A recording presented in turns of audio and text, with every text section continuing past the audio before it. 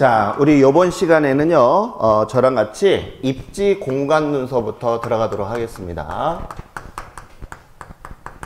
자, 우리가 이 입지 공간론이라고 하는 것은 시험 문제에서 보통 한 4-5문제 정도가 출제되는 부분이에요. 알겠죠? 그리고 또 특히 계산 문제가 여기에서 한 2문제 정도, 많게는 3문제 정도가 출제될 수 있는 부분이기 때문에 좀 알아두시고, 특히 이 입지 공간론에서는 어떤 것이 시험에 많이 나오냐 하면 우리가 이제 이 역사적 배경에 관련된 설명, 그 학자들이 많이 나와요.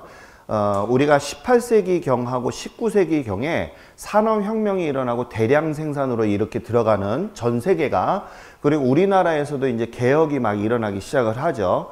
그 시대에 맞물려 가지고 전 세계가 경제학자들이 자기의 주장들을 많이 펼치고 산업혁명이 일어나고 또 문화적으로는 르네상스라든지 이런 것 등이 많이 활발히 발전되는 시기에 경제도 무진장 많이 발전되는 그런 상황에서 입지 공간론에 대한 것을 많이 발표하게 된 시기예요. 알겠죠? 그래서 우리 이 단원에서는 어떤 게 시험 문제가 나오느냐 하면 옛날에 그 경제학자들, 알겠죠? 어떤 주장을 펼쳤는가, 그 다음에 계산하는 문제, 이런 것 등을 주류로 해서 시험에 나올 수 있으니까 그것을 한번 다뤄보도록 하겠습니다. 자, 먼저 입지에 대해서, 그 다음에 공간, 이렇게 나왔는데, 자, 여기에서는 이 토지에 관련된 것을 우리 저랑 같이 배울 거예요. 그래서 토지를, 자, 어떻게, 자, 어디에다가 위치를 하느냐, 자, 어디에 위치를 하느냐에 따라서, 자, 그 땅이 정말 쓰임새가 있더라, 이런 것을 우리가 보는데요. 자, 이 토지라고 하는 성질은 어떤 성질을 갖고 있냐 하면 움직이지 않는 무슨 성? 부동성이라고 하는 것을 우리가 갖고 있어요. 그래서 우리 앞전 첫 교시 때 자연적 특성에 대해서 배운 적이 있었죠. 그죠? 그러다 보니까 이 토지를 어디에다가 어떻게 쓰면 좋을까라고 하는, 자, 입지론이라고 하는 것을 배우게 돼요. 입지론이라고 하는 것은, 입이라고 하는 것은 어디에다가 세우는 게 좋을까, 이런 얘기거든요. 그래서 예를 들어서 한번 보겠습니다. 자, 우리 천안에서도 번화가가 예를 들어서 쌍용지구다라고 한번 해볼게요. 예를 들어서. 그러면 여기에는 번화가라고 하는 것은 상가가 많아요, 주택가가 많아요? 상가가 많을 거 아니에요. 맞죠? 그런데 이 상가가 많은 동네에다가 공장을 지어 놓는다거나 아니면 상가 한복판에 주택가가 있다거나, 그럼 보기가 좋아요, 나빠요? 나쁘죠. 그거는 보기도 안 좋을 뿐더러 그 자리가 아니잖아요. 맞죠? 그렇기 때문에 이런 것을 우리가 위치가 상당히 중요하더라는 거예요. 그래서 어느 땅을 어떻게 만드는 게 좋을까, 이런 얘기예요. 그럼 예를 들어서, 자, 목장지 같은 것을 어디에다 했으면 좋겠어요? 산 같은 데 하는 게 좋잖아요.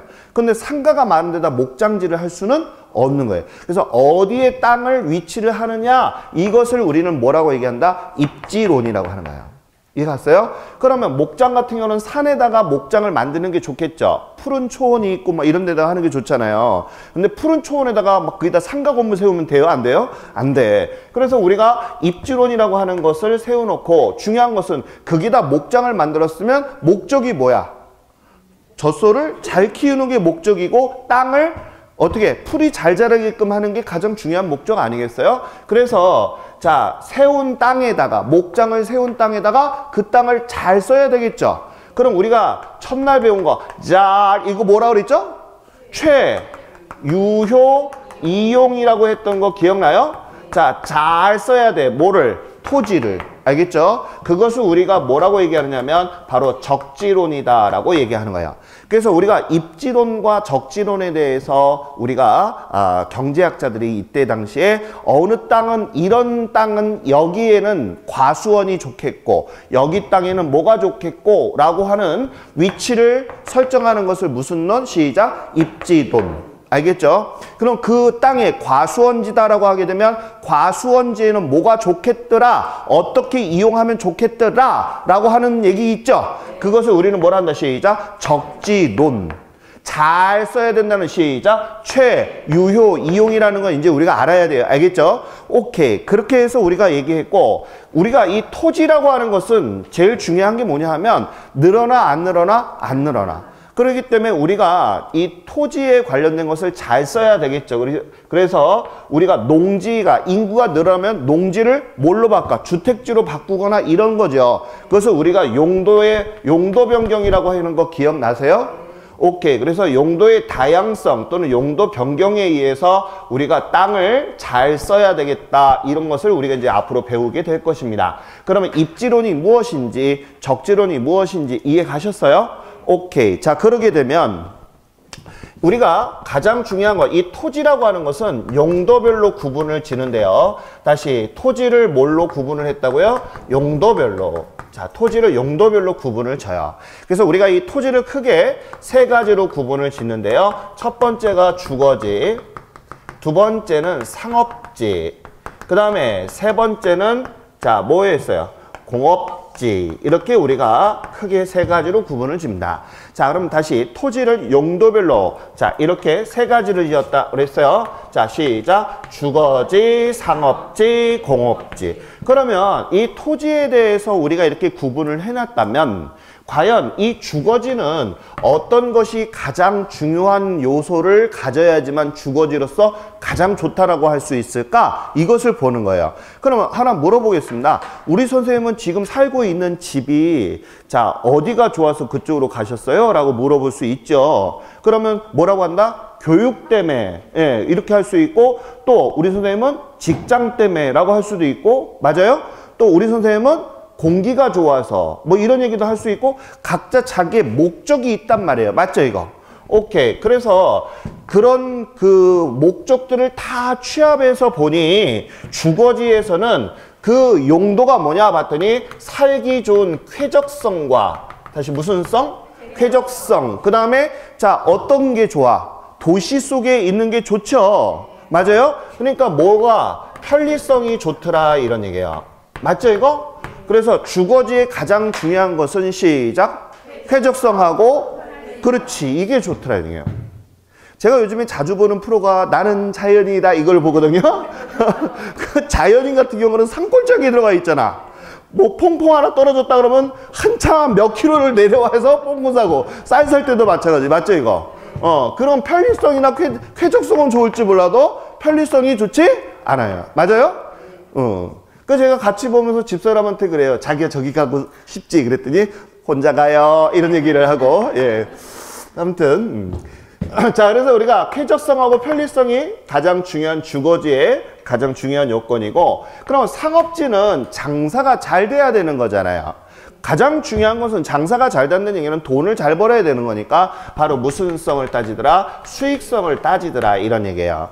그럼 공장지, 공업지 이런 얘기 하잖아요. 그럼 공장에서는 당연히 물건을 뭐 해야 돼? 많이 만들어내고 이런 얘기잖아요. 또 교통도 편리하고 그죠? 그래서 우리가 여기에서는 무슨 성을? 생산성을 상당히 중시하더라.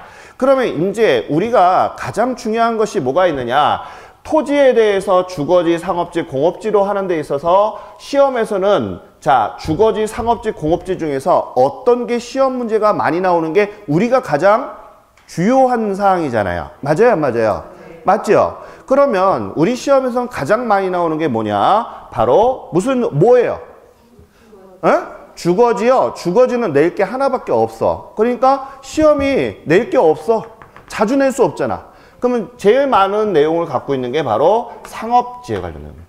공업지도 있긴 한데 어려워요. 그래서 잘 몇 번 안 나왔어. 그래서 우리 시험에서는 가장 중요한 것이 무슨지? 상업지를 집중적으로 본다는 거 좀 알아두시고 자 그러면 주거지에 대해서는 어떤 문제가 시험에 나올 것인지 잠깐 좀 보도록 하겠습니다. 알겠죠?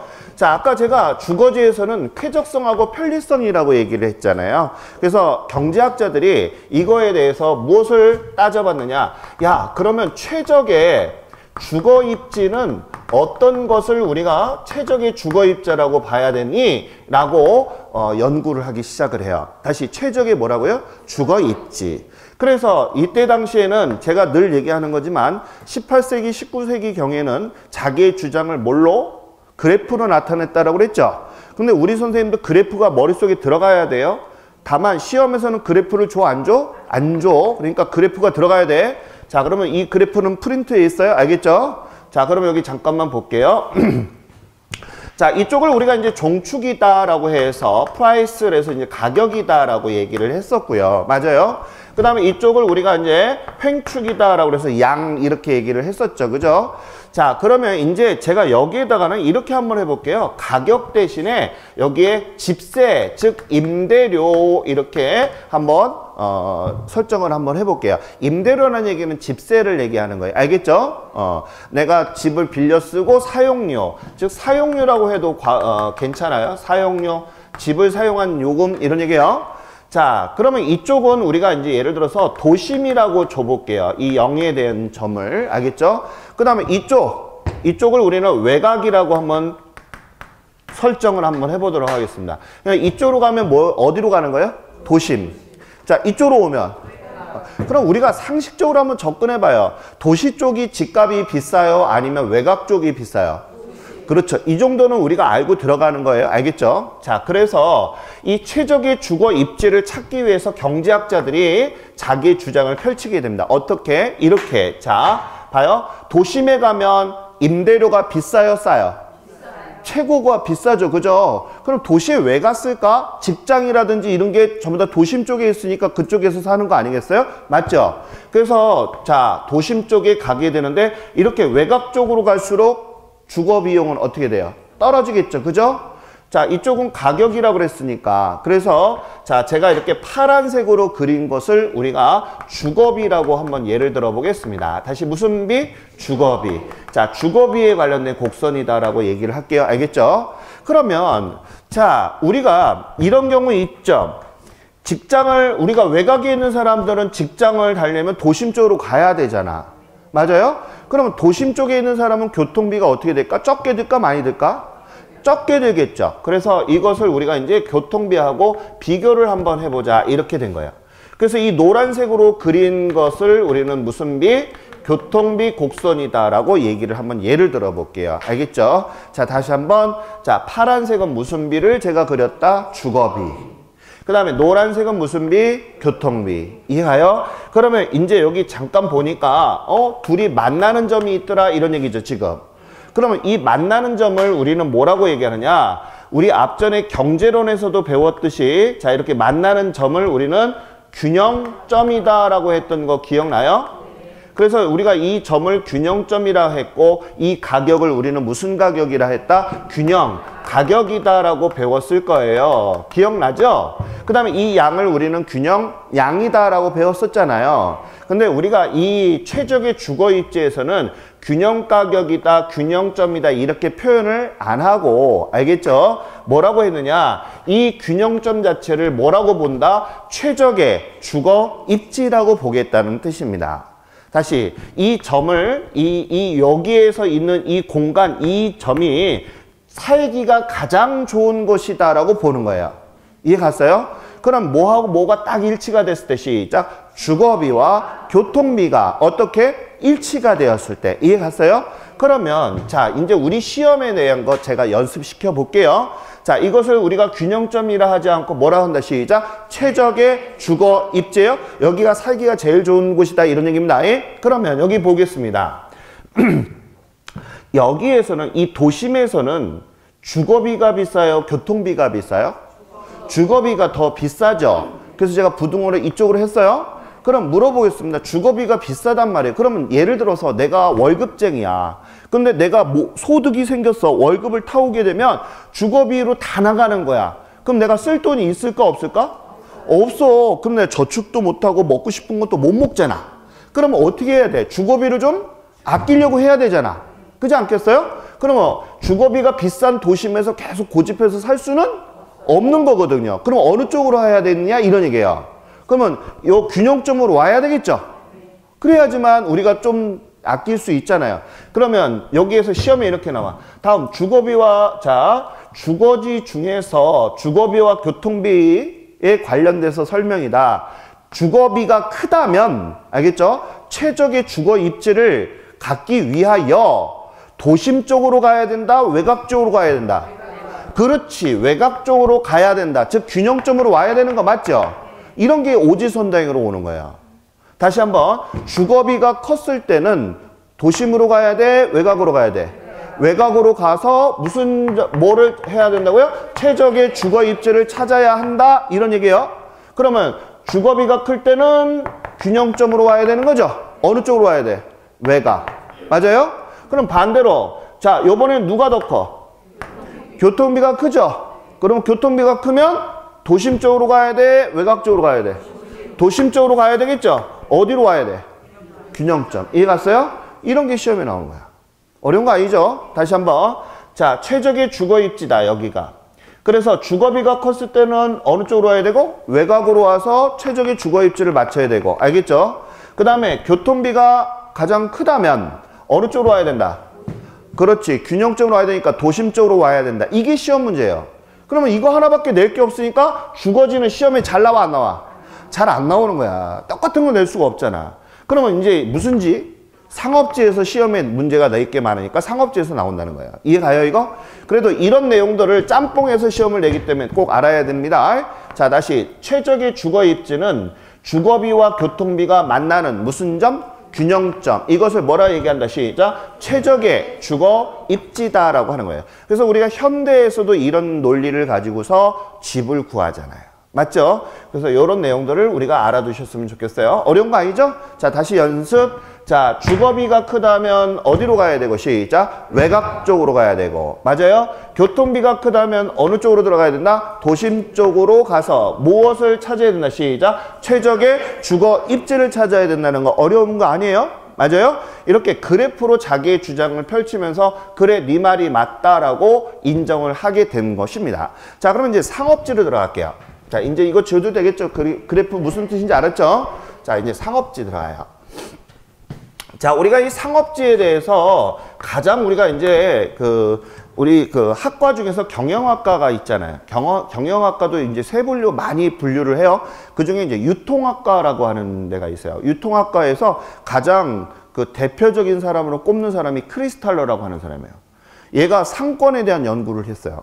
그래서 우리가 뭐 에디슨 그럼 발명의 최고 이런 것처럼 유통학과의 최고 그럼 누구? 크리스탈러야. 이해 갔어요? 자, 그래서 이때 크리스탈러라고 하는 사람에 대한 것을 꼭 알아야 돼. 시험에서도 정말 많이 나오는 사람이에요. 최고라고 인정을 하니까. 자, 이 사람은 우리가 그냥 참고적으로 알아요. 1893년도에 독일에서 태어난 사람이에요. 그러니까 18세기 말쯤에 태어난 거죠. 그래서 이 사람이 왕성하게 했던 게 19세기경이에요. 그래서 정말로 유명한 논문을 쓰게 되는데 그게 바로 뭐냐 하면 중심지 이론이라는 거예요. 다시 무슨 지 이론? 중심지 이론. 아주 중요해요. 지금 현재까지도 써먹고 있는 거예요. 알겠죠? 그럼 왜 우리가 부동산 학개론에 이 크리스탈러의 중심지 이론을 왜 알아야 되는가? 이것을 알아야 돼요. 왜? 우리 선생님들이 이제 자격증을 취득을 하시면 중개행위를 하시잖아요. 물론 제가 보니까 그런 것 같아요. 중개사 자격증을 취득하시면 각자 자기가 좋아하는 범위가 있는 것 같아. 주택만 하시는 사람이 있고 상가만 전문적으로 하시는 분이 있고, 그쵸? 경매만 하시는 분들이 있고 분양권만 막 하시는 분들이 있고 각자 자기 있어. 그죠? 그렇지 않나요? 아마 지금 현업에 계신 분들은 제 말을 무슨 뜻인지 이해하실 거예요. 그래서 자, 이 상가에 대해서 거래하시는 분들은 이거 내용을 좀 더 잘 보셔야 돼. 알겠죠? 자, 그럼 중심지론이 뭐냐? 자, 그러면 우리 용어서부터 잠깐 좀 정리할게요. 처음에 보시면 이 내용이 너무 어려워. 그래서 제가 그냥 간단하게 쐐기를 팍팍팍 박아줄 거니까 단어를 머릿속에 담아요. 중심지. 그러면 중심지라고 하는 것은 우리가 이렇게 원이 있다면 여기를 우리는 뭐라고 얘기하죠? 중심지. 이 정도는 우리가 알아요. 알겠죠? 그러면 우리가 어떤 이런 이론이 나오게 된 배경을 보니까 그런 것 같더라고요. 자, 옛날에는 사람들이 각자 원시 시대는 따로따로 살았어. 근데 막 짐승들이 공룡이 나타나고 막 이런 큰 짐승이 막 덤비니까 혼자서는 맨날 잡혀 먹잖아요. 그러니까 어떻게 한다? 같이 모여서 살게 되고 공동체 생활을 하게 되는 거예요. 맞아요? 그러다 보니까 어떻게 된다? 사람들이 이렇게 같이 모여서 살고 가운데에서는 어떤 걸 하게 되냐면 행사를 해. 이벤트. 우리 인디안 같은 영화를 보게 되면 가운데서 막 춤도 추고 막 이렇게 하고 집들은 다 여기에 있죠. 많이 봤죠? 또 서부 영화 같은 거 보게 되면 자, 중심가에 이 안에 술집이 막 이렇게 있고 뭐 상가가 있고 주택은 여기에 있어요. 그러니까 중심지에 우리가 보니까 제일 중요한 공동이 이용할 수 있는 공간을 만들더라는 얘기예요. 그래서 이 사람이 연구를 하게 된 게 중심지 이론이에요. 그래서 중심지 이론에 뭐가 형성이 되냐? 바로 중심지 이론은 바로 상권이 형성이 되더라 이런 얘기예요. 알겠죠? 그럼 상권은 또 뭐야? 배우지라고 얘기를 한다. 우리 용어 설명하는 거예요. 다시 중심지, 중심통 이런 얘기예요. 그러면 이 중심지라고 하는 것은 상권이더라. 그러면 상권이라고 하는 것은 뭐냐? 장사가 잘 되는 곳. 알겠죠? 다시 상권이 뭐야? 시작. 장사가 잘 되는 곳. 그것을 상권이라 그래. 그래서 우리 현대판에서는 장사가 잘 되는 곳은 당연히 뭐가 붙죠? 권리금이라는 게 붙잖아. 맞아요, 안 맞아요? 안 그래요? 붙잖아. 그래서 유동인구가 많거나 그러면 사람들이 많이 지나다니니까 당연히 물건도 팔려 안 팔려? 팔리잖아. 그래서 우리가 속칭 상권이라는 얘기는 얘기 안 해도 다 아는 내용이에요. 근데 이때 당시에 상권이라는 것을 연구했던 사람이 19세기에. 그러니까 대단한 사람이죠. 그죠? 그러면 자, 상권을 우리가 뭐라 한다? 시작. 다른 말로 배우지 또는 뭐라 한다? 중심지. 그 다음에 또 뭐라고 하냐면 최소 요구치다라고 얘기를 해. 알겠죠? 그러면 이 용어는 전부 다 무슨 말이야? 같은 말이야. 다. 이해 갔어요? 이 용어를 머릿속에 담아야 돼. 다시 한번. 자, 중심지, 상권, 최소, 요구치, 배후지 전부 다 뭐에 관련된 얘기냐? 상권에 대한 얘기야. 상권. 용어 이해 가셨어요? 그러면 이 용어에 관련된 것을 정확히 알아야 크리스탈로를 이해를 할 수가 있어요. 알겠죠? 자, 그러면 예를 한번 들어보겠습니다. 자, 우리가 여기가 중심지고 하나의 원이 있어요. 알겠죠? 그러면 이 점을 우리는 뭐라고 한다? 중심지라고 했던 거 맞죠? 그럼 이제 펜 놓으시고 여기 잠깐만 볼게요. 그림이 제가 그 프린트 뒷장에 넘기면 그림이 앞장에 있나? 앞장에 그림이 있죠? 원. 찾았어요? 오케이. 그러면 여기 이제 봐요. 그림이 있으니까 제가 설명을 들어요. 이제 무슨 얘기인지. 자, 그러면 이 중심점을 근거로 해서 막 이벤트가 많이 열렸다고 얘기를 아까 했었잖아요. 그죠? 그러면 이 안에 제가 예를 들어서 예를 들어서 제가 치킨집을 여기다 차렸다라고 한번 해볼게요. 중심지에다가. 그러면 내가 이 치킨집에서는 하루에 내가 100마리를 갖다가 매출로 올린다라고 한번 해볼게요. 그러면 하루에 몇 마리를 튀긴다고요? 100마리. 하루에 100마리씩은 튀기는 거야? 그러면 하루에 100마리를 사 먹는 사람이 엉뚱한 데서 오지는 않을 거란 얘기죠. 맞아요? 그럼 내가 여기 가게를 기점으로 해서 이 안에 있는 사람들이 100마리를 사 먹는 사람 맞죠? 100마리를 사 먹는 사람들이잖아. 이 안에 있는 사람들이. 그렇지 않아요? 그래서 이 안에 있는 사람들이 내 집에 와서 뭘 사 먹는 거야? 치킨을 사 먹는 거죠? 하루에 몇 마리? 100마리. 100마리씩을 사 먹고 있는 곳을 우리는 뭐라고 얘기한다? 시작. 상권이다라고 얘기하고 이것을 뭐라 한다? 시작. 배우지. 그 다음에 또 뭐라 한다? 최소 요구치라고 얘기하는 거예요. 이해가요? 그러면 이때 중심점으로 해서 이것을 우리는 이제 반지름이다 얘기를 하는데 반지름을 쭉 하면 하나의 원이 되잖아. 맞아요? 그러면 이 안에 있는 중심점을 통해서 이 원을 우리는 뭐라고 얘기한다? 시작. 최소 요구치, 즉 상권이라고 얘기하는 거예요. 그러면 이 안에 있는 원 안에 있는 사람들 우리 집에 있는 통닭을 사 먹어 안 사 먹어? 사 먹어. 하루에 몇 마리씩 제가 매출한다고 그랬어요? 그럼 또 다시 한번 제가 예를 들어 볼게요. 자, 제가 지금 편의점을 했어. LG 25C 뭐 이런 것처럼. 알겠죠? 자, 근데 하루에 1매출이 100만 원이야. 그러면 1매출을 일으키는 사람은 이 안에 있는 사람 맞죠? 이 안에 있는 사람 맞죠? 그럼 이 안에 있는 사람이 우리 편의점에 와서 하루에 매출을 올리는 거 맞죠? 그것을 우리는 뭐라 한다? 시작. 상권 또는 배우지 또는 최소 요구치라는 거예요. 그래서 이렇게 100마리의 치킨과 하루에 1매가 이루어지는 곳, 이것을 뭐라 한다? 시작. 최소 요구치고, 이 곳을 우리는 상권이라고 얘기했던 거 꼭 기억하셔야 돼요. 그러면 이 안에는 하루에 100마리의 치킨이 팔리는 거 맞죠?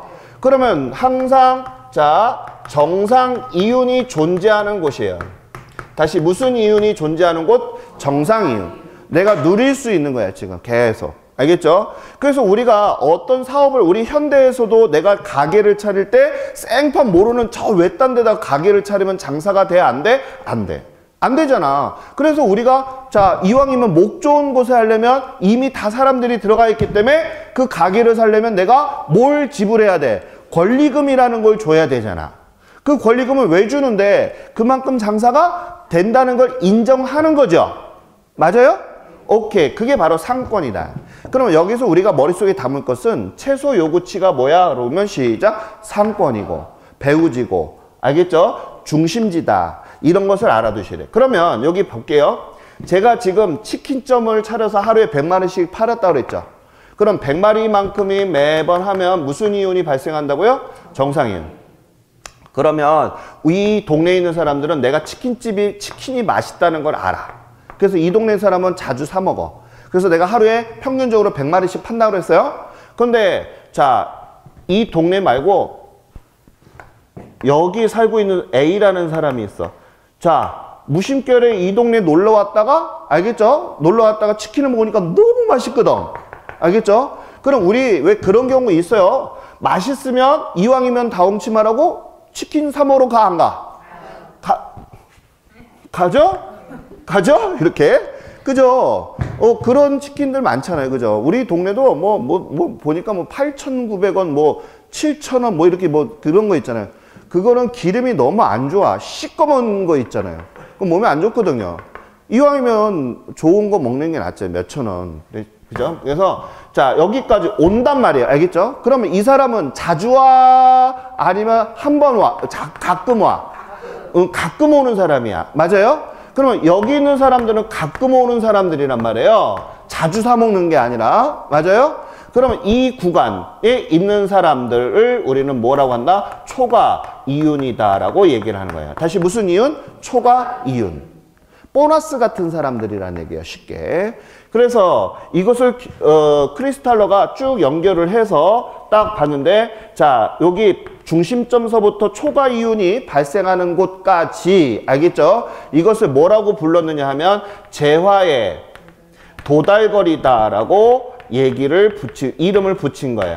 자, 여기를 우리는 최소 뭐라고 하고 시작. 요구치다라고 이름을 붙였고 알겠죠? 자, 여기를 우리는 뭐라 한다 시작. 재화의 도달거리다. 그럼 물어보겠습니다. 재화의 도달거리가 커요? 요구치가 커요? 재화의 도달거리가 더 크죠? 도달거리가 커야지만 중심지 이론이 된다는 성립 요건이라는 뜻입니다. 자, 다시 크리스탈러가 중심지 이론이 되려면 이런 얘기예요. 성립 요건은 얘가 돼야지만 중심지가 된다. 이런 얘기예요. 그러면 재화의 도달거리가 커야 돼? 최소 요구치가 커야 돼? 재화의 도달거리가. 그러면 선생님 여기서 질문. 그러면 이 재화의 도달거리인 이 거리는 어디까지예요? 이게 이제 궁금한 거야. 알겠죠? 그러면 아까 여기는 A라는 친구가 우리 집에 치킨 사 먹으러 왔죠? 그럼 우리 집에 가게의 존재를 알아볼라? 알아. 맞아요? 그럼 판매량이 치킨 한 마리가 생겼죠, 지금? 근데 여기는 B라고 하는 친구는 우리 가게가 있는지 몰라. 그러면 우리 가게에 와서 치킨을 사 먹을 수 있을까? 모르니까 못 사 먹잖아. 맞죠? 그럼 이 재화의 도달거리는 이렇게 A가 존재하는 한 마리를 사 먹을 수 있는 놈 있죠? 그러면 B는 제로죠, 이거. 판매량이 제로가 되는, 판매량이 제로가 되는 것, 거기까지. 즉, 한 마리까지는 초과이윤이 발생한다고 보고, 판매량이 어디? 제로. 0이 되는 것까지를 우리는 뭐라고 한다? 시작. 재화의 도달거리다. 이렇게 얘기하는 거예요. 그래서 이것을 지금 우리 현재 이용하고 있는 게 뭐냐 하면 이거예요. 저희 동네는 차로 10분 내에 마트가 한 6개가 돼요. 되게 많죠? 무슨 까르푸 뭐 이런 게 되게 많아요. 살기 너무 좋아. 땅값이 안 올라서 그렇지. 아무튼 살기 대땅 좋아. 그리고 그것만 있는 게 아니라 슈퍼 있죠. 지하에 슈퍼. 막 이만한 거, 이거 2배 반 정도 많은 슈퍼가 4군데가 더 있어. 동네 구멍가게는 더 있어. 그러니까 살기가 너무 좋은 거야. 맨날 우리 집에 오면 전단지가 막 이렇게 쌓여. 뭐 세일 이런 거 있잖아요. 소비자들이 너무 좋잖아. 그죠? 안 좋아요? 좋잖아요. 소비자들은 싸게 사 먹으니까. 맞죠? 그러면 물어볼게요. 여기 있는 전단지는 어떻게 뿌려야 돼? 자주 뿌려야 돼? 한 달에 한 번씩 뿌려야 돼?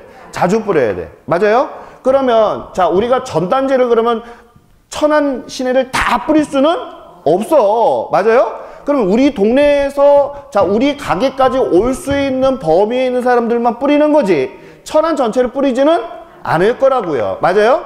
그래서 이 거리, 재화의 도달거리는 우리 가게까지 올 수 있는 사람들까지의 거리야. 그럼 얘네들은 일주일에 한 번씩 뿌릴 때 얘는 한 달에 한 번 정도로 전단지를 뿌린다라고 생각하면 이해가 쉽게 오겠죠. 그죠? 그래서 머릿속에 담아요. 최소 요구치라고 하는 것은 정상 이윤이 생기는데 하루에 치킨 100마리를 사 먹을 수 있는 놈들이 모여 있는 곳. 즉 상권이고 자 간간히 사 먹는 곳을 우리는 뭐라고 한다?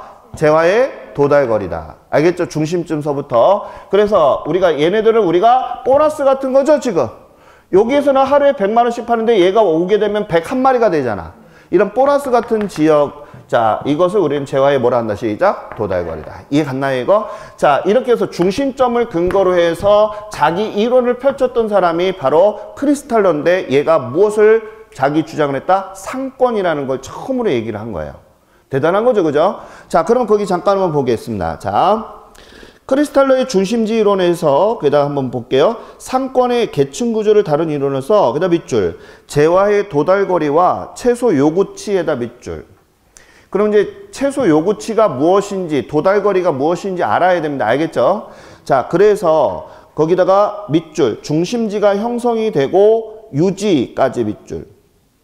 된다는 원칙을 우리는 뭐라고 얘기하느냐 하면 중심지 이론이다 라고 얘기를 하는 것입니다. 그래서 그 용어를 잠깐만 볼게요. 중심지 박스 안에 보게 되면 중심지에 배우지라는 말이 있어요. 동글뱅이. 그러면 상권이나 배우지나 같은 말, 최소 요구치 같은 말이라고 다 같이 묶으세요. 알겠죠?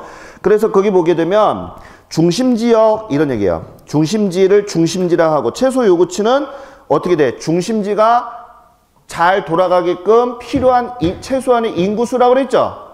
이 말이 뭐야? 치킨 100마리를 사 먹을 수 있는 사람이 필요한 거잖아요. 맞아요? 그래서 최소한의 인구, 고객수 이렇게 얘기를 했어요. 최소 상권이다. 재화의 도달거리는 판매량이 무슨 지점? 0이 되는 지점이라고 나와 있죠, 거기. 거기다 밑줄. 그래서 이 최소 요구 범위는 무슨 이윤이 생기는 것? 정상 이윤이 생기는 것이고 그 외적 재화의 도달거리는 자 뭐라 했어요? 초과 이윤이 생기는 거리다라고 얘기를 보는 것입니다. 그러면 거기에서 동글뱅이 2번에 보면 중심지의 성립 조건이라고 나와 있죠. 거기다 별표. 재화의 도달거리하고 최소의 요구치 중에서 누가 더 커야 된다는 얘기예요? 도달거리가 커야 된다는 거예요. 근데 그거를 휙 뒤집어가지고 엉뚱하게 얘기할 수 있으니까 꼭 머릿속에 담아야 됩니다. 알겠죠? 다시 누가 더 커야 돼? 시작. 재화의 그렇지. 도달거리가 커야 된다. 자, 그러면 이제 거기 세 번째 중심지 형태에 대해서 이 크리스탈러가 또 새로운 거를 이제 계속 이제 나오게 되는데 논문을 쓰게 되는데 거기 보면 단일 중심지에다 단일에다 동글뱅이 좀 쳐주시고 그 다음에 다수 중심지라고 해서 나온 거 있어요? 오케이. 그거 왜 알아야 돼? 자, 여기 봐요. 크리스탈러가 맨 처음에 이렇게 중심지 있잖아요. 원이 하나서부터 이제 소불악이 생기게 돼 있죠. 근데 이제 안정이 되면 사람이 제일 먼저 뭐 하느냐 하면 이런 거예요. 지금 우리가 경제가 되게 안 좋고 힘드니까 자식 농사를 안 짓는 거거든요, 사실은. 맞아요, 안 맞아요? 맞아요. 너무 교육비라든지 이런 게 너무 비싸고 유치원비 들어갈 때도요. 우리 동네 보니까 보증금은 500만 원 틀어받고 한 달 100만 원씩 내야 돼요. 그럼 그 돈을 어떻게 부담을 할 건데. 그리고 대기번호가 그렇게 했는데도 뭐 20명, 30명씩 있는 거야. 그러면 애를 키울 수가 없어. 맞아요? 그러면 직장 다녀서 전부 다 육아 비용으로 들어가고 직장 다녀서 학원비 보내고 다 하게 되면 아무것도 남는 게 없어. 맞죠? 그러니까 사람들이 어떻게 돼? 자녀 농사를 지을 수가 없게 되는 거야. 그러니까 산부인과 의사가 전부 다 뭐 하고 있어, 요즘에? 성형외과 의사로 다 바뀌는 거예요, 전공이. 자, 그런 세대란 말이에요. 자, 그런데, 자, 우리 인간들이 이렇게 살기가 좋잖아요? 그럼 제일 먼저 뭐 해? 자식 농사부터 져요. 자식 농사. 그러면, 자, 이때 당시에 이제 봐요. 살기가 좋아지기 시작을 하니까 전부 다 어떻게 했나? 사람들이 자 이쪽 동네에 했는데 이쪽 동네에 사람들이 꽉 찼어. 알겠죠? 여기에 살고 있었던 동네에. 알겠죠? 근데 자 이쪽 동네가 집값이 비싸지니까 어떻게 된다? 여기다 새로운 뭐해? 동네를 하나 만들겠죠? 그죠? 그 다음에 또 이쪽 동네도 새롭게 또 만들겠죠. 그 다음에 이쪽 동네도 새롭게 하나 만들겠죠. 맞아요? 이렇게 점점 늘어나는 거예요. 그래서 처음에는 단일 핵심지에서 어떻게 된다? 점점 늘어나죠. 그래서 다수에 들어간다는 뜻이에요. 그러면 이때 자, 크리스탈러가 뭐를 딱 연구를 하냐면 이런 거를 봐요.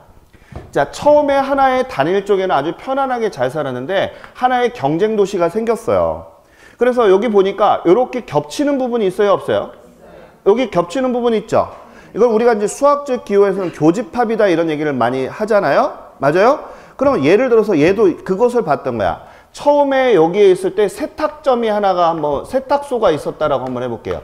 A 세탁소. 알겠죠? 자, 그래서 A 세탁소가 혼자 요 핵이 하나 있을 때는 혼자서 독점을 해서 세탁을 다 했었는데 B라는 자 도시가 생겼어요. 여기 A 도시, 여기 B란 말이에요. 근데 B가 여기다가 또 B 세탁소를 차렸단 말이야.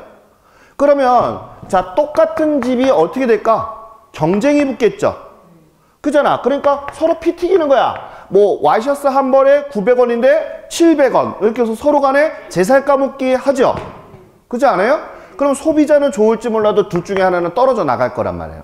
맞죠? 그래서 여기를 우리는 이 구역, 이 가운데 이렇게 같이 이렇게 겹치는 부분이 있죠. 이것을 우리는 뭐라고 하냐면 교차 접선지다 이렇게 얘기를 해요. 외울 필요는 없어요. 그냥 참고로만 알아두세요. 다시 뭐라 한다 시작. 교차 접선지.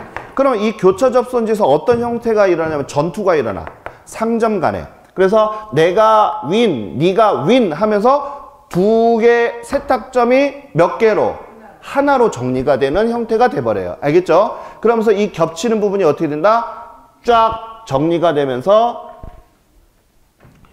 요렇게 육각형의 모형이 딱 만들어지게 되는 거예요. 이해 갔어요? 그러니까 교차지가 어떻게 됐어요? 없어지면서 딱 하나. 이해 갔어요? 이러면서 육각형의 모형으로 만들게 되는 거예요. 그러면 자 단일에서 다수로 오면서 이렇게 점들이 전부 다 육각형으로 변하고 있죠 지금.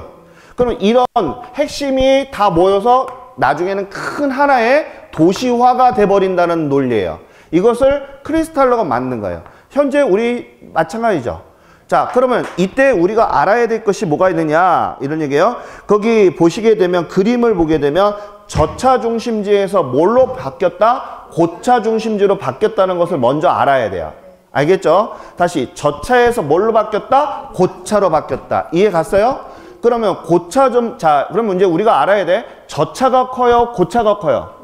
그렇지. 그럼 이제 여기서 시험 문제가 나오는 게 이런 게 나오는 거예요. 자, 거기 보시게 되면 박스 있을 거야. 중심지 계층 구조 비교해서 제가 박스 그려놓은 거 있을 거예요. 다음 페이지. 한번 봐요. 봤어요?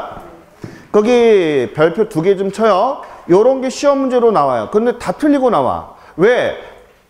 잠깐 잘못 생각을 해서 틀리는 거 어려운 게 아닌데 알겠죠? 그러면 자 여기 먼저 봐요. 고차, 저차에다 동글뱅이 좀 쳐봐요. 박스 안에. 쳤어요? 다시 고차하고 저차. 됐나요? 그러면 고차하게 되면 머릿속에다가 딱 3개 놔야 될 게 뭐가 있냐면 고차는 뭐가 있냐면 도시냐. 큰 도시야. 알겠죠? 그래서 그것을 나타내는 게 뭐냐. 대표적인 게 백화점이야. 그리고 종합병원, 대학병원이야. 알겠죠? 그런 병원들은 어디에 있어? 중심지에 있잖아. 맞아요? 그래서 고차 중심지는 백화점 머릿속에 딱 각인을 하시고 저차 중심지는 동네야, 동네. 하다 보니까 동네 슈퍼, 개인 병원 이렇게 볼 수가 있어요. 그래서 하나만 머릿속에 담자 이런 얘기예요. 알겠죠? 다시 고차 중심지는 시작. 백화점. 저차는 동네 슈퍼. 그럼 물어보겠습니다. 고차가 커? 저차가 커? 그렇지. 고차가 커요. 알겠죠? 그럼 여기서 자 여기 봐요. 여기 봐요. 그러면 여기 봐요. 내가 백화점은 자주 가? 자주 안 가. 하지만 꼭 중요할 때만 가는 거죠. 맞아요? 하지만 동네 슈퍼는 자주 가. 뭐 두부 하나, 파 하나 살 때마다 자주 가죠? 그러면 이제 그런 개념을 가지고 이론을 들어가는 거예요. 왜 틀렸을까 한번 보자고요. 고차 중심지는 상권의 범위가 넓어. 맞아요? 상권의 범위가 넓다는 얘기는 뭐야? 백화점 하나에, 예를 들어 백화점이 하나 있으면 그 지역 주민들이 와서 쇼핑을 하는 거잖아. 그러니까 상권 범위가 넓은 거죠. 하지만 동네 슈퍼는 요 동네 사람만 이용을 하는 거지 저기에서 버스 타고 와서 이 동네 편의점으로 오지 않잖아요. 맞아요, 이거? 그러니까 범위가 넓어, 적어. 그 다음에 거기 보니까 거리는 당연히 백화점까지 가는 데가 버스 타고라도 가죠. 멀어. 하지만 동네 슈퍼가 만약에 그렇게 버스 타고 가게 되면 안 가게 되겠죠. 그죠? 그래서 가깝다는 거. 그 다음에 규모는 당연히 고차가 더 크고 중심지 역할을 하는 거죠. 그죠? 백화점이 있다라는 얘기는 거의 크기가 뭐야? 번화가라는 얘기잖아요. 우리가 알고 있는 상식에 의해서는. 맞아요? 안 맞아요? 맞죠? 그런 내용이고. 그 다음에 기능은 고차, 저차를 다 우리가 나타내고 있는 게 고차 중심지다 이런 얘기예요. 저차는 저차 중심지에 관련된 기능만 하죠. 그럼 여기까지는 어려운 게 있었어? 없었어? 없었어. 시험에 그냥 오지선다행이 그냥 엑스트라로 등장하는 사람이고, 그럼 시험에 많이 나오는 건 뭐냐면 두 개, 거기다 별표 좀 쳐요. 중심지, 밀도, 이용 빈도 이렇게 나온 거 있어요? 얘네 둘 가지고서 틀어버리는 거야. 그래서 다 틀리고 나오는 거야. 이해 갔나요? 거기다 별표 좀 꼭 쳐요. 그러면 제가 이것을 물어볼게요. 중심지 수 이렇게 나와 있죠. 그 다음 밀도 이렇게 나와 있죠. 자, 고개 들어보세요. 자, 이건 제가 물어보니까 다 몰라. 자, 여기 봐요. 밀도 이게 뭐야? 물어보면 다 뭐라고 대답을 못해. 진짜 농담이 아니라. 그럼 중심지 수 이렇게 물어봤죠. 그럼 물어볼게요. 고차는 어떻게 우리가 만들어졌는가를 우리가 머릿속에 담아야 돼. 자, 우리가 중심지가 방금 크리스탈로를 내가 설명하면서 하나의 원이 막 이렇게 여러 개가 뭉쳐서 저차에서 뭘로 바뀌었죠? 고차로 바뀐 거죠. 그러면 고차의 중심지는 많아, 적어? 하나밖에 없는 거야. 저차의 여러 중심지가 하나로 딱 통일돼서 짱이 돼버린 거야. 무슨 얘기인지 알겠어요? 그러면 여기 밀도라고 하는 것은 중심지 개수를 얘기하는 거야. 다시 거기다 적어요. 밀도가 뭐야? 그런데 대답도 못하고 그러면 안 돼. 밀도가 뭐야? 그러면 시작. 중심지 개수야. 그러면 고차 중심지는 아까 백화점 있는 데는 하나가 있잖아. 거기 딱 하나잖아, 번화가가. 맞아요? 하지만 동네에 있는 번화가들은 뭐 지역적으로 있는 거니까 많겠죠, 중심지가. 하지만 백화점이 있는 데는 큰 거잖아. 그러니까 잘 봐요. 여러 저차의 중심지를 백화점 얘가 하나로 쫙 통일시켜버린 거야. 그래서 모든 사람들이 이쪽이 다 오는 거죠, 지금. 그러면 백화점은 밀도, 즉 중심지 개수가 많아, 적은 거야. 하나밖에 없는 거니까. 이해가요?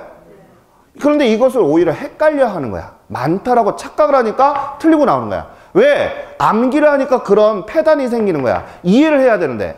이해 갔어요? 그럼 머릿속에 담기. 밀도가 뭐야? 그러면 시작. 중심지 개수야. 이해 갔죠? 그러면 자, 중심지가 어떻게 생겼어? 그러면 저차에서 뭘로 바뀐 거야?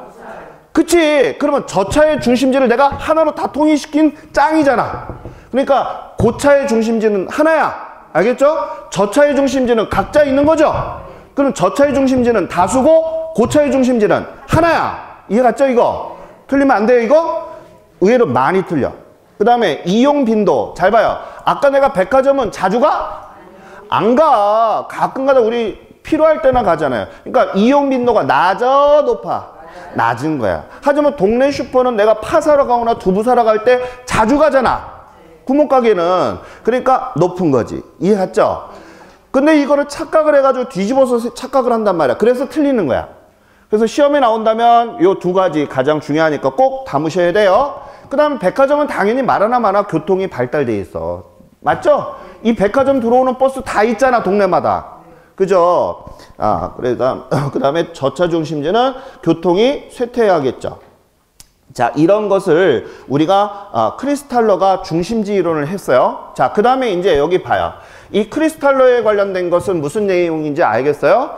자, 중심지 하나의 핵에서부터 저차에서 뭘로? 고차로 갔다는 얘기예요. 알겠죠? 자, 그래서 저차 중심지와 고차 중심지, 즉 상권에 관련된 내용을 우리가 알아야 되겠다는 게 중요한 대목이고요. 시험에서는 이 크리스탈러 이론이 잘 나와요. 알겠죠? 그 다음에 이제 요번에 자, 우리 레일리에 대한 소매 인력 법칙에 대해서 한번 보도록 하겠습니다. 자, 얘가 시험 문제로 우리 자주 나오는 계산형 문제로 자주 나와요. 알겠죠? 그래서 요 계산형 문제는 조금 머릿속에 좀 담았으면 좋겠어. 별표 2개 좀 쳐요. 레일리에 대한 거. 자, 그래서 이 소매인력 법칙에 대한 것은 우리가 공식을 좀 알아야 되는데, 이거 먼저 얘에 대해서 알기 전에 우리가 알아야 될 친구가 있어요. 뉴턴의 만유인력 법칙에 관련된 내용을 갖다가 우리가 좀 알아야 돼요. 알겠죠? 자, 우리 이제 옛날에 그 과학 시간에 배웠을 텐데, 요 얘기 좀 잠깐 좀 얘기를 할게요. 이 랠리는 사실 솔직하게 그 크리스탈로 다음으로 두 번째로 존경받는 사람이에요. 유통학과에서. 근데 사실 얘는 카피의 왕이야. 복사한 거야, 복사한 거야. 그렇게 해가지고 자기 명성을 얻은 사람이야. 그러니까 그냥 숟가락 하나 놓고서 얹어 먹은 거야. 그냥 거저. 알겠죠? 그런데 이 뉴턴이라는 사람은 엄청나게 우리가 그 학회에서도 인정을 하는 사람이죠. 그죠? 요 만유인력의 법칙에 대한 거 잠깐 설명할게요. 자, 지구가 이렇게 있어요. 알겠죠? 그래서 자, 여기 사과나무가 이렇게 있어요. 그래서 사과가 이렇게 있어요. 여기는 이제 뉴턴이 있어요. 그래서 사과가 이렇게 있는 상태에서 사과를 딱 보고 있는데, 사과가 어떻게 됐어요? 떨어졌어요. 맞아요, 이거? 자, 파란 사과가 아니 빨간 사과를 해야지. 자, 사과가 뚝 떨어졌어요. 그런데 이 뉴턴은 우리하고 인간으로서의 얘는 좀 달라. 생각 주머니가 하나 더 있어. 그러니까 얘는 어떤 생각을 했냐면 이런 거야. 왜 사과가 밑으로 떨어졌지? 사과가 옆으로 날아갈 수도 있고 위로 올라갈 수도 있고, 알겠죠? 그 다음에 막 얘가 막 이렇게 돌 수도 있는 건데 왜 사과는 꼭 밑으로 떨어져야 될까? 라는 얘기를 한 거야. 그러니까 우리하고 좀 달라. 우리는 사과가 떨어지면 아싸 맛있게 먹어야지 이런 얘기를 하는 게 우리잖아요. 맞죠 이거? 근데 얘는 그런 생각을 했고, 또 얘는 또 무슨 생각을 하냐면 지구는 둥글다라는 것을 갈릴레오가 증명을 했어. 그죠? 그래서 지구를 막 걸어다녀. 지구는 둥글게 그러면서 막 걸어다녀. 맞아요? 그러면서 막 지구를 돌아다니는데, 지구가 둥글면 어떻게 돼? 걸어다닐 때 떨어져야 되잖아. 그렇지 않아요? 지구가 떨어지면서 어떻게 돼? 이렇게 막 날아다니고 막 이래야 되는데 어떻게 돼? 우리는 땅에 붙어서 막 다니잖아. 그러니까 얘가 무슨 고민을 했냐면, 야, 이상하다. 나는 왜 이렇게 붙어서 지구의 땅바닥에 붙어서 다닐까? 이런 고민을 하게 돼요. 그래서 만든 게 만유인력의 법칙이에요. 그래서 어떤 거를 만들게 되냐? 뭔가 끌어당기는 힘이 있구나. 그래서 이 지구 중심이잖아요. 이거. 그죠? 이것을 우리는 중력장이라고 얘기하는데, 자, 지구의 중심에서 나를 끌어당기는구나. 사과나 모든 것을 끌어당기기 때문에 나는 어떻게 된다? 위로 올라가지 않고 땅바닥에 붙어서 다니는 거고, 사과는 모든 게 어떻게 한다? 밑으로 떨어지는 거구나 라고 하는 게 바로 만유인력의 법칙이에요. 그래서 만든 게 얘가 공식이 이거예요. 중력은 거리 제곱분의 질량, 이렇게 해서 우리가 하여튼 자, n 이렇게 해서 하는데요. 자, 이 공식을 만들게 돼. 다시 한번. 중력은 뭐라고 해? 시작. 거리 제곱분의 뭐라고 했다? 질량. 이 공식을 딱 만들게 되는데 얘가 홀랑 지 걸로 베꼈어. 알겠어요? 그래서 이 뉴턴의 만유인력의 법칙은 뭐냐? 중력장이 존재하기 때문에, 지구에서 당기는 힘이 존재하기 때문에 사과가 어떻게 떨어졌어? 밑으로 떨어진 거고, 인간이 어떻게 돼? 걸어 다닐 수 있는 이유가 중력장 때문에 그런 거야. 중력장이 당기는 힘. 그래서 우리가 지구 바깥의 대기권에서는 당기는 힘이 없으니까 어떻게 돼? 날아다니잖아. 우주인들이 막 날아다니는 거 보이죠? 그게 뭐가 없어서 그런 거야? 중력이 없어서 그런 거예요. 이해가요? 그래서 우주선 안에서 막 붕붕 떠다니면서 막 이런 거 있잖아요. 그게 바로 중력장이 없기 때문에 그런 거야. 그래서 이 뉴턴의 만유인력의 법칙, 우리 한번 봐요. 시작. 중력은 뭐라고? 거리 제곱분의 뭐라 그랬어? 질량이라고 그랬죠? 요것을 그대로 레일리가 홀라당 베껴서 자기의 역사에 길이길이 보존했어요. 어떻게? 자, 상권의 범위는 거리 제곱분의 크기 또는 인구수, 이거야. 이해 갔어요? 그럼 뭐 얘하고 다르게 뭐가 있어? 똑같이 베껴 먹었죠? 그러면서 역사적으로 대대손손 칭송받고 있어요. 알겠죠? 그래서 모방은 창조라는 얘기가 괜히 나온 게 아니라 이렇게 해서 레일리의 소매인력 법칙이 지금까지도 우리 시험에 나온다는 거. 이해 갔어요? 자, 그럼 머릿속에 담기. 거리 제곱분의 뭐라고 했어요? 크기나 무슨 뭐 인구수. 그런데 여기서 잠깐 주목. 제가 노파심에서 했는데 아닌 게 아니라 노파가 아니라 이런 거를 많이 어려워하시는 것 같아서 제가 얘기 하나 산수적인 기초 상식을 닦고 들어가자고요. 알겠죠? 잘 들어요?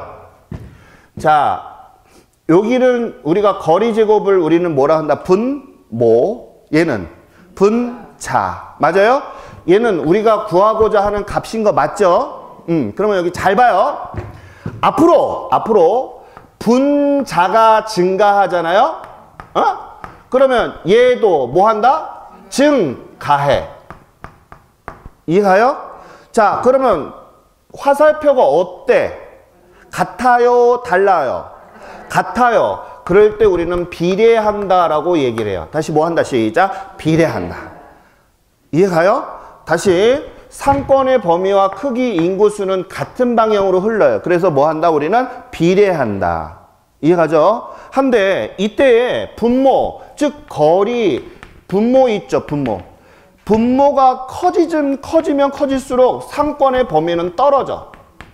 알겠죠? 그럼 얘하고 같은 방향, 다른 방향? 이것을 우리는 뭐라고 얘기한다? 반비례한다라고 얘기를 하는 거예요. 이해가요, 이거? 그러면 이제 이거는 기본적인 산수 상식이야. 근데 이것을 우리 선생님이 외우면 안 돼?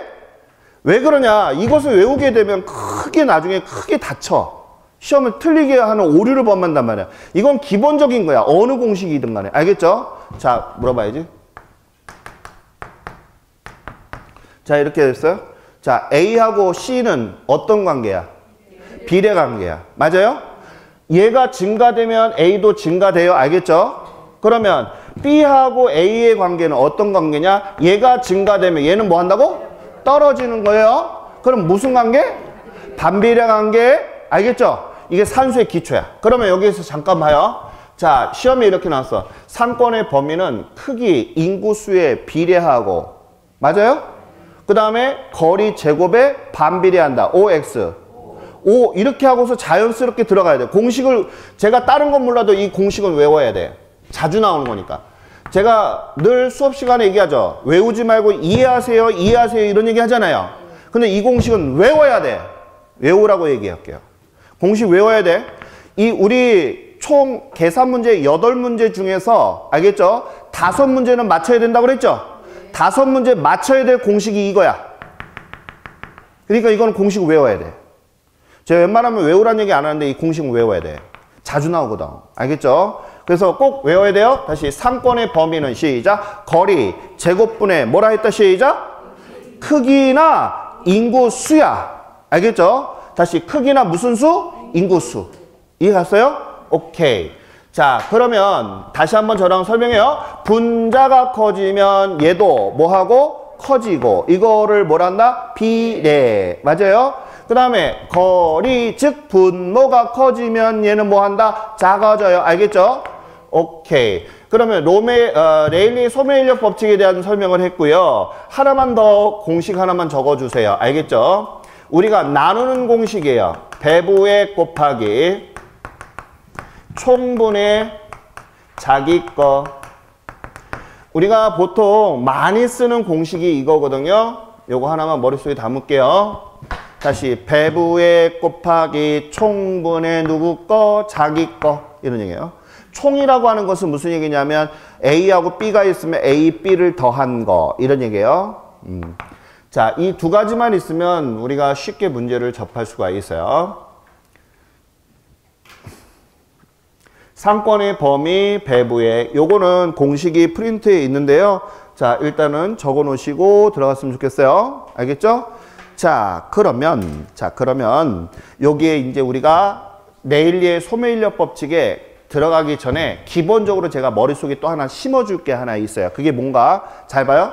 우리 자녀분들이 있죠.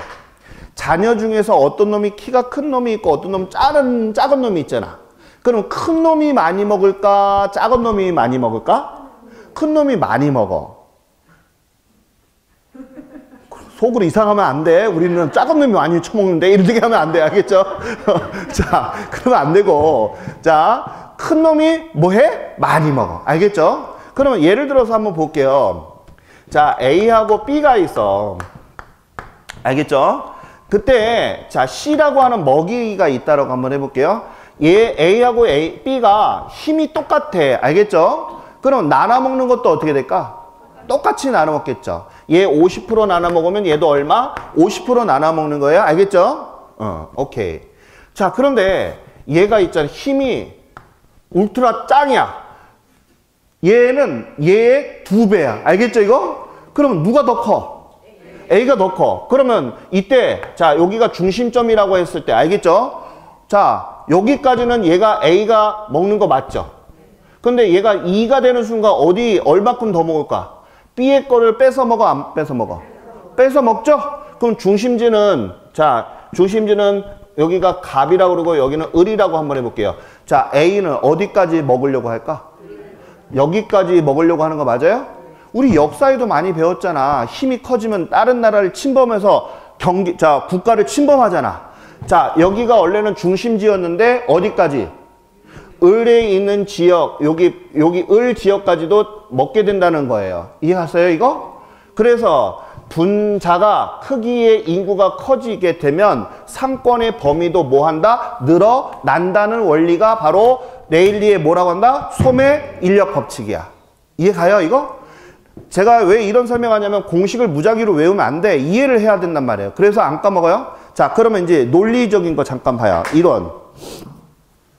자, 그림을 잠깐만 보시면 제가 그림에 A 도시하고 B 도시에 누가 더 크게 그려놨어요? A가 더 그림을 크게 그리는 거 보이시죠? 그러면 얘가 큰 놈이니까 중심지가 딱 정중앙에 있지 않을 거라고요. 맞아요? 그 중앙이 어디로 가? 중앙이 어느 쪽으로 갔어? B 쪽으로 갔죠? 조그만 놈 쪽으로.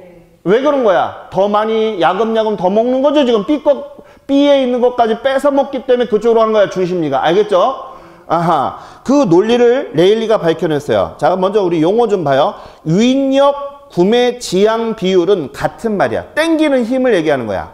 알겠죠? 다시 유인력 이런 얘기는 뭐 하는 거? 땡기는 힘. 구매 지향 비율이라고 하는 것은 소비자를 우리 가게로 끌어당기는 힘을 우리는 뭐라고 한다? 시작. 구매 지향 비율이야. 이해 가요, 이거? 오케이. 그러면 자, 그 공식을 만든 게 바로 거기다 제가 써놨죠. 상권이 미치는 범위를 줄여서 제가 그냥 상권 범위라고 쓴 거예요. 됐나요? 상권 범위는 공식이 어떻게 된다고? 시작. 거리 제곱분의 뭐라 그랬어? 크기나 인구 수 이렇게 적어놨죠, 지금? 오케이. 자, 그래서 거기 주요 내용을 볼게요. 레일리는 누구 거 공식을 베꼈어? 뉴턴 거 베꼈어. 만유인력의 법칙을 베꼈다고 그랬죠? 자, 그 다음에 두 번째, 거기다 밑줄. 상권이 미치는 범위는, 그죠? 상권에 미치는 범위는 하고 밑줄 그세요. 즉, 줄여서 뭐? 상권 범위는 이런 얘기죠? 그럼 물어봐야지. 여기 봐요. 자, 여기. 거리 제곱에 뭐하고? 얘하고는 반비례하는 거예요, 얘가? 얘는? 그쵸? 근데 이거를 외우고 있으면 안 돼. 우리 선생님 내가 좀 아쉬운 게 뭐냐면 공부 못 하시는 분들이 이런 거 외우거든? 그러면 안 돼. 그냥 내가 아까 그랬잖아. 분자는 당연히 뭐하고? 얘하고 뭐하고? 비례하는 관계에 얘는 반비례하는 거야. 그럼 공식만 외우면 이게 자동으로 머릿속에 나오는 거거든? 근데 이걸 외우고 있어. 그러면 안 돼. 앞으로 우리 외울 거 너무 많거든. 근데 이거 외우면 안 돼? 자연스럽게 분자는 뭐하고? 비례하는 관계야. 분모는 반비례하는 거야. 이렇게 이해를 해야 돼? 근데 이거를 외우고 있단 말이야. 그래서 그러면 안 된다. 그래서 거기 봐요. 크기에 뭐하고? 비례하고. 자, 크기에 뭐하고? 비례하고 크기에. 그 다음에 거리에 뭐 한다고 그랬어? 반비례한다라고 나와 있죠. 그러면 이거는 외울 사항이 아니야. 공식만 알면 자동적으로 아는 사항이지. 알겠죠? 외우려고 하지 말고 공식을 암기하라는 얘기야. 그 다음에 C 봐요. C. A와 B 도시의 크기가 같다면 에다 밑줄. 자, A하고 B가 둘이 힘이 똑같다면 정중앙이 중심지가 되겠죠? 그런데 자, 거기 보니까 상권의 경계는 중간 지점이 된다라고 했었는데 D 뭐예요? 누가 크다라고 부등호 표시가 되어 있어요, 지금. A 도시가 크다면 이렇게 나와 있죠. 그럼 중심지는 어디로 옮길까? 이런 얘기야. 어느 쪽으로 옮겨간다? B 쪽으로 옮겨가겠죠, 중심지가. 왜? 아까 큰 놈이 더 많이 먹으니까. 이해가요? 이런 내용들이 오지선다형의 시험에 나오는 거예요. 근데 이것을 외우는 게 아니라 이해를 해야 돼. 그러면 오래 가. 이해갔죠? 어거지로 외우면 안 돼. 그러면 하나만 다 잠깐만 문제 하나 풀고 잠깐 쉬었다 할게요. 알겠죠? 자, 먼저 Q1 봐요. 자, A하고 B 도시 사이에 C 도시가 위치한다. 여기다 밑줄. 레일리의 소매인력 법칙에다 밑줄. 시험 문제상에서 있잖아요. 레일리의 소매인력 법칙에 대해서 이렇게 친절하게 가르쳐줬죠. 그럼 공식을 적어놓고 문제를 푸는 거야. 이해 갔나요? 만약에 예를 들어 컨버스에 뭐 이런 얘기 나오게 되면 컨버스의 공식을 끄집어내야 되고, 학개론이 그래서 쉬워. 다른 회계학은 이렇게 가르쳐주지도 않아. 그래서 학개론이 쉬운 게 레일리의 소매인력 법칙을 이용하여 이런 얘기가 나와 있죠. 그럼 머릿속에서 공식이 튀어나와야 돼. 시작. 거리 제곱분의 뭐라고? 크기나 인구 수. 이게 나와야 되는 거예요. 자, 그래서 적용할 경우 C 도시에서 A, B 도시의 구매 활동에 유인되는, 자, 끌려 당기는 이런 얘기죠. 여기다 밑줄. 인구 규모에다 밑줄. 걷어요? 자, 그럼 여기 한번 보도록 하겠습니다. 잘 봐요. 제가 그림을 한번 그려볼게요. A가 있고요. 그 다음에 여기가 B가 있어요. 알겠죠? 자, A하고 B가 있는데 이 중간에 C라고 하는 도시가 있대요. 그러니까 A에 대한 쇼핑몰도 있고 B에 대한 쇼핑몰이 있는데 C라고 있는 애가 지금 어디로 갈까? 어느 쇼핑몰을 이용을 할까? 이런 얘기예요. 알겠죠? 그래서 거기에 보니까 한번 볼게요. 자, C의 도시의 인구는 모두 구매자이고, 이런 얘기가 뭐냐면 살려고 하는 사람이고 이런 얘기죠. 그 다음에 A, B 도시에는 구매하는 것으로 가정한다는 얘기니까 A에 대한 쇼핑몰과 B에 대한 쇼핑몰이라 이렇게 생각을 하세요. 그럼 얘가 쇼핑을 하러 갈 때 A로 갈까 B로 갈까 고민하고 있어 지금. 자, 그런 상태에서 이제 주어졌어. A에 대한 인구수는 몇 명? 40만 명. 그 다음에 B는 몇 명? 10만 명. 10만 명. 자, 이렇게 됐고, 그 다음에 C 도시의 인구수는 여기가 몇 명? 5만 명. 그러니까 지금 5만 명이 A 쇼핑몰로 갈까 B 쇼핑몰로 갈까 지금 고민하고 있는 거예요. 그러면 이때 C를 끌어당기는 힘이, 상권의 범위가 어떻게 되게 이런 얘기예요 지금. 자, 그때 보니까 자, C 도시와 A 도시의 거리는 몇 킬로? 10km다 이렇게 나와 있어요. 여기까지 거리가. 알겠죠? 그 다음에 C에서 B 도시 간의 거리는 몇 킬로? 5km. 자, 이렇게 됐을 때 5만 명이 어디로? A의 몇 명, B의 몇 명으로 갈까? 이런 얘기야. 그러면 이때 당시 잘 봐요. 레일리가 이거를 만들기 전에는 야, 그거 어떻게 알아? 지 꼴리는 대로 가겠지. 이런 얘기를 한단 말이에요. 맞아요, 안 맞아? 맞잖아. 근데 이때 당시에 이것을 숫자로 딱 계산을 한 거야. 그거 대단한 거지. 대단한 거지. 학회에 아주 센세이션을 일으켰다니까 뭘 가지고 공식을 시작 상권의 범위 가지고 딱 자기 주장을 펼친 거야. 레일리가. 이해 갔어요? 자, 그럼 우리 한번 같이 한번 해봐요. 공식이 어떻게 돼? 자, 상권의 범위 공식. 자, 시작. 거리 제곱분의 이렇게 된 거죠? 거리가 몇 킬로야? 10의 제곱이라고 그랬죠, 그죠? 거리 제곱분의 인구는 40만 명? 40만 명. 자, 이렇게 된 거예요. 여기도 마찬가지. 자, 상권의 범위 공식 시작. 자, 5kg죠? 5의 제곱분의 10만 명. 됐어요? 자, 그럼 이제 펜 놓으시고 여기 잠깐 봐요. 제가 늘 높아심에서 얘기한다고 그랬어요. 알겠죠? 자, 이거 곱하세요 그랬더니 어느 분이 어떻게 했냐면 10 곱하기 2 하면 안 돼. 알겠죠, 이거? 자, 10의 자승이라는 얘기는 10을 2번 곱해 주세요. 이런 얘기예요. 그러면 10의 4승은, 자, 10의 4승은 어떻게 하라는 거야? 10 곱하기 10 곱하기 10 곱하기 10 이렇게 하는 거예요. 알겠죠? 이렇게 얘기했는데 선생님요 계산이 안 나오는데요 이렇게 해서 했더니 갔더니 10 곱하기 2 곱하고 나서 이렇게 흐뭇하게 웃고 있어요. 아, 그냥 확. 자, 아무튼 그러면 안 돼. 알겠죠, 이거? 자, 다시 10의 자승이라는 얘기는 뭐야? 시작. 10 곱하기 10. 이해 갔어요, 이거? 오케이. 그러면 우리 한번 계산기 꺼내봐요. 자, 10 곱하기 10 얼마 나올까? 100. 100 나왔어요? 오케이. 그러면 이제 저랑 같이 요거 계산할 때 어떻게 돼? 분자에서 분모를 나눠주는 거예요.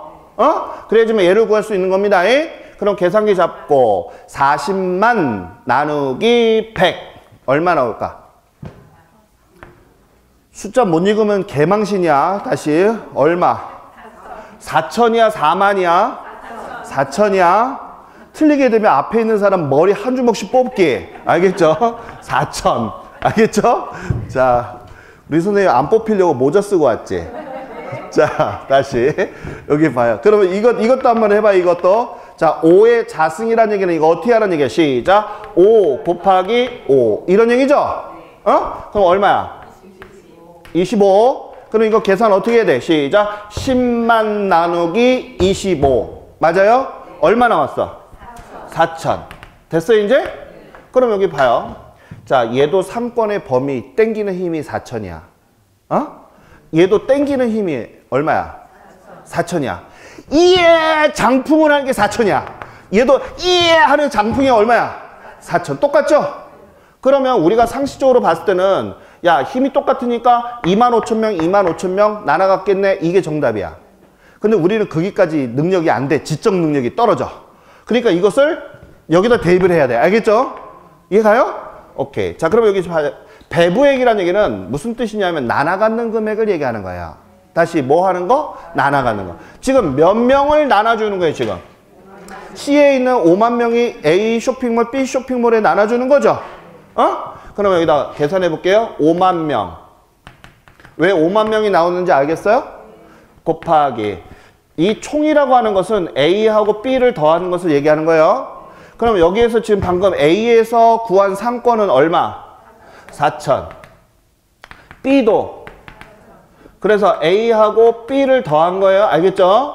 총분의, 자, A 거를 구하라 그러면 여기 얼마? 4천. B를 구하시오 그러면 여기 얼마? 4천. 이렇게 나오는 거 맞죠? 이해가요?